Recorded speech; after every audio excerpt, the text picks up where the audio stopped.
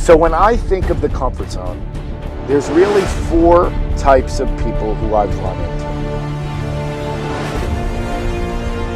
in terms of how they envision this comfort zone. Okay, so we have one group of people that think it's this concrete wall that they cannot, under any circumstances, step outside a level of comfort that they're used to.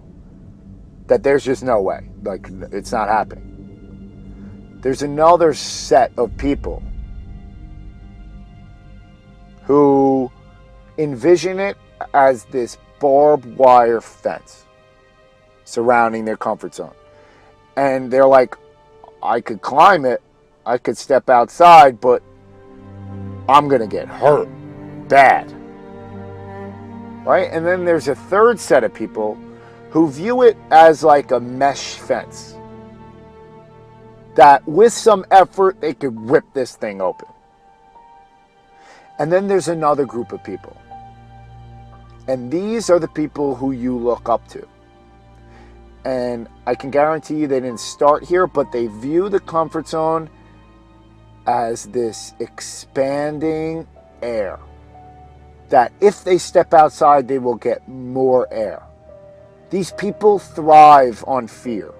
These people thrive on the opportunity of failing. These people thrive on discomfort, on exhaustion, because they know that that's growth. And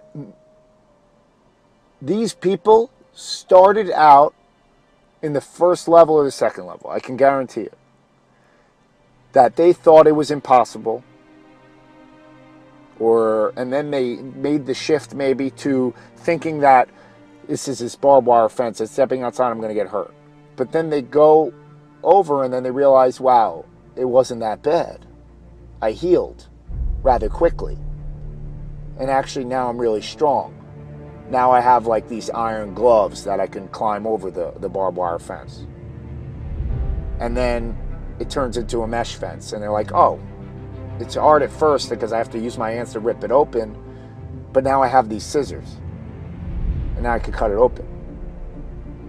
And then they get to this point where they just thrive on it. Because they've realized after so many times of failing, so many times of stepping outside, feeling that discomfort, and then realizing it wasn't half as bad as what they made it out to be in their mind, because everything is placed on a pedestal. They thrive on this because at the end is the growth. At the end is the person you want to be.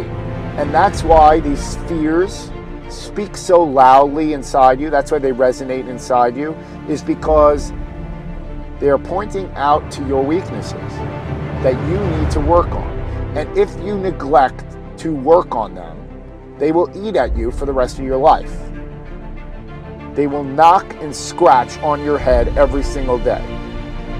You're afraid to go up to a pretty girl at the coffee shop. You're afraid to start your own business. You're afraid to push past a plateau in your sport. You're afraid to take on more stimulation, a higher level in terms of being challenged.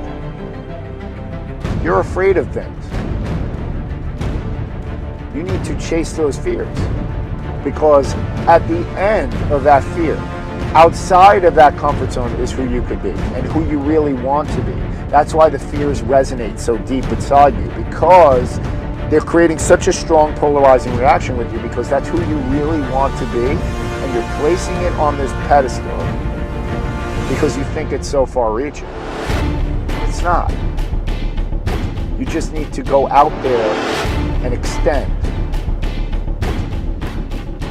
And every time you step out of your comfort zone, your emotions are just lying to you. Right? Because we are creatures of habit. We like comfort. And your brain's survival instincts are basically telling you, like, slow down here. We don't need to do this. We were fine the way we were. Like, we were eating, we were sleeping. Things are okay. It doesn't care about your dreams or your goals. All it wants to do is just like be comfortable. So to step outside that, your brain is going to go nuts.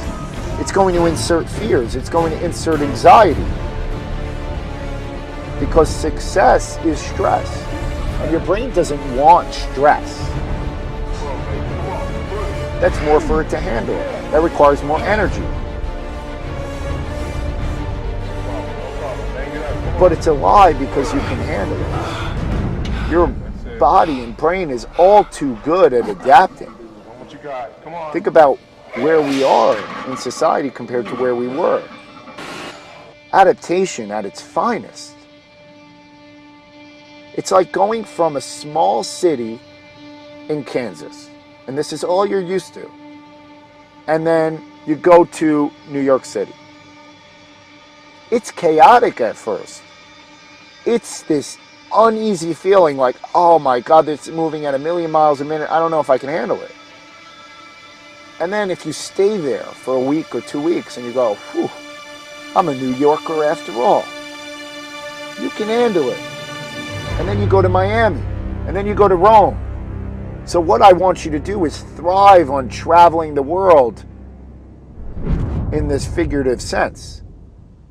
Explore every single city. Every time that you get a fear, every time that you get the opportunity to step outside your comfort zone, you better do it.